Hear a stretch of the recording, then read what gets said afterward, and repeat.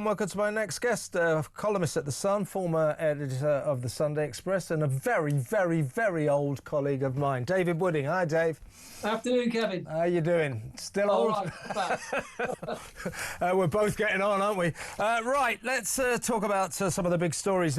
This is an interesting story. Increasing questions are being asked about the mysterious enthusiasm among Keir's gang of fools. You know, Keir Starmer, Richard Hermer, the Attorney General, Jonathan Powell especially. I'll show you a bit of video of him in a minute. And, of course, Peter Mandelson, who was manically pursuing the giveaway of the Chagos Islands when he was briefly our man in Washington, the ambassador to the United States. So everybody said, well, why are this gang, and particularly Mandelson, so keen to push this through? Well, they didn't really have to. And increasingly questions are now being asked of the police as they investigate Mandelson, who actually says my big achievement was persuading Donald Trump to let us go ahead and give away the Chagos when he was in Washington. There are increasing calls for the police to examine very closely any communications between Mandelson and other officials about the Chagos Islands, because the suggestion is that allegedly Mandelson might have been once again, allegedly, lining his own pockets. Well, yes, Kevin. What's interesting about this is that, and I've seen this unfold many times during the years I worked as a journalist in Westminster, is often when a government is defending an allegation or some kind of scandal and pushing back against it, it's because the sleaze that really exists is far, far deeper, the stuff we don't know about. And this Epstein story is about far more than the ambassador to Washington's friendship with a man who was a paedophile. It's about so many other things. And now that Mandelson has gone, the spotlight is being turned onto other people who were involved in these emails, one of them being Jonathan Powell, who was the chief of staff for Tony Blair for 10 years, and therefore worked very closely with Peter Mandelson, and is now working for Keir Starmer. And he was an enthusiastic fan of giving away the islands to Chagos, the Chagos Islands to Mauritius, which is going to cost the British taxpayer 10 billion quid. And a lot of questions are being asked of him now about all sorts of things, and one of them is this. Yeah, well, I'm glad that you brought Jonathan Powell up, because watch this video. This I find extraordinary. Take it away, Mr. Powell. These are very tiny islands in the middle of the Indian Ocean where no one actually goes. So I don't think we should be too worried about losing that bit of territory. We're probably losing more to tidal erosion in the east coast than that. What an extraordinary thing for him to say, as if they're just irrelevant strips of land in the middle of the Indian Ocean. Nobody ever goes there, or they're very rarely visited. But he did sort of skip over the nuance that in the middle of these islands, this archipelago, is Diego Garcia, on which is one of the world's most strategic military airstrips, used by us, used by the Americans to patrol the Far East and the Middle East. He didn't mention that, and he's just saying, well, nobody ever goes there, why don't we give it away? That's a bizarre thing for him to say. He was talking to Times Radio there. What do you think of that, Dave? Absolutely astonishing, because we all know the United States, President Trump has come out and said, it's a mistake. They're looking at it all over again. And of course, there's so many strategic and diplomatic and geopolitical issues connected to these islands. I mean, Mauritius, who are going to take it back, have got close links with China, who are seen now as the big enemy. So what are we doing? Are we turning over just a little piece of land, or are we turning over a big strategic defence island?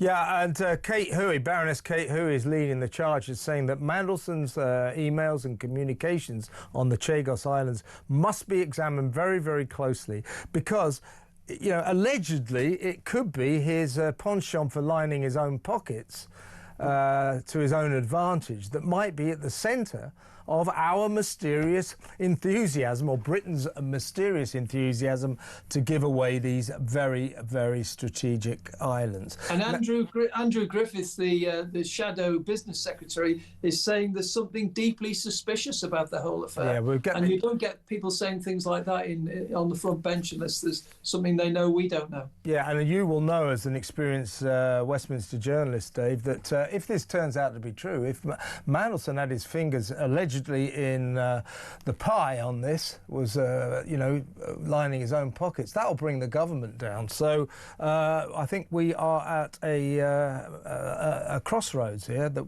needs to be sorted out fairly soon. Here is another story that I want to get your learned opinion on, and that is the fact that Starmer is on the cusp. He's just about to appoint, a new cabinet secretary. Her name is Antonia Romeo. She's an old civil servant, Dame Antonia Romeo. Now, a guy called Lord Simon MacDonald, who used to be permanent secretary at the Foreign Office, in other words, the boss of the Foreign Office, she used to work for him, and she was sent to be our consul in New York, where she was charged with, or there were allegations of bullying, harassment and expenses fraud. Now, it's important to stress, she was cleared of all of those.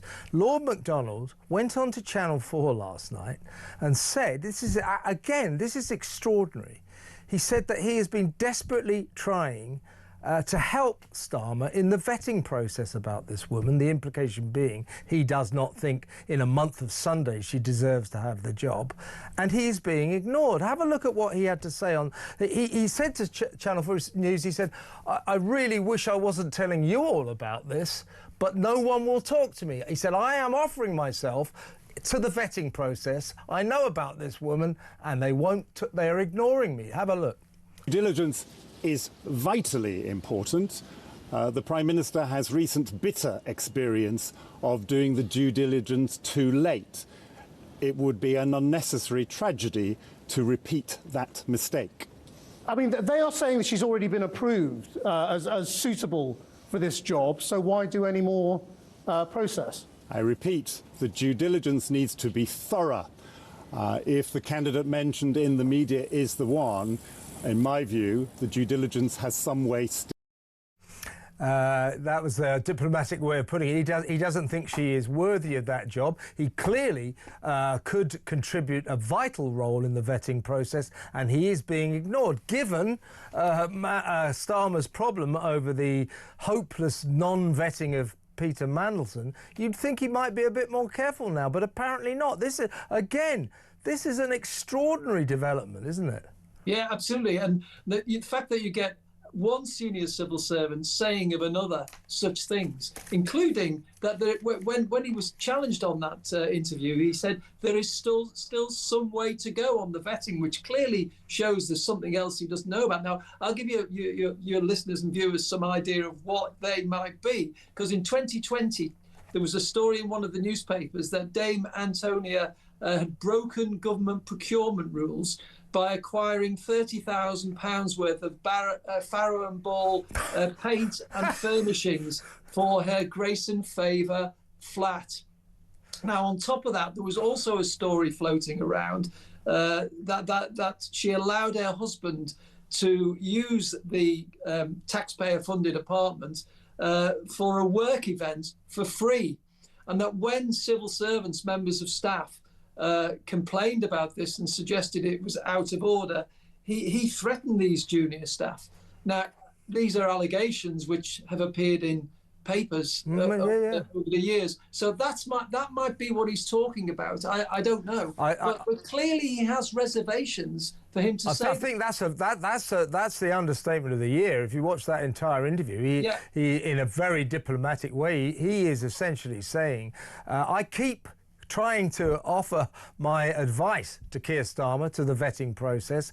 And between the lines, what he's saying is this woman is not fit for that job. He clearly does not think she should be doing this. And as he said, due diligence, in his view, has not been done. And yet Starmer seems to be ploughing ahead of this. The question to which would be, does this man ever learn? Well, of course, this is a real problem for Keir Starmer now, because if he now knows there's a sort of Damocles hanging over his head, if he appoints Dame Antonia Romero to do this job and something goes wrong, then that's 3 strikes on not listening to vetting. On the other hand, he could back out of this now and make a U-turn. What I must say, though, Kevin, just in the interest of fairness, because I know talkTV is fair and you know I'm always fair, the reason for appointing her is she's got 25 years of excellent public service. She is seen to be very good at her job, which may be where the bullying allegations come from. And she gets things done.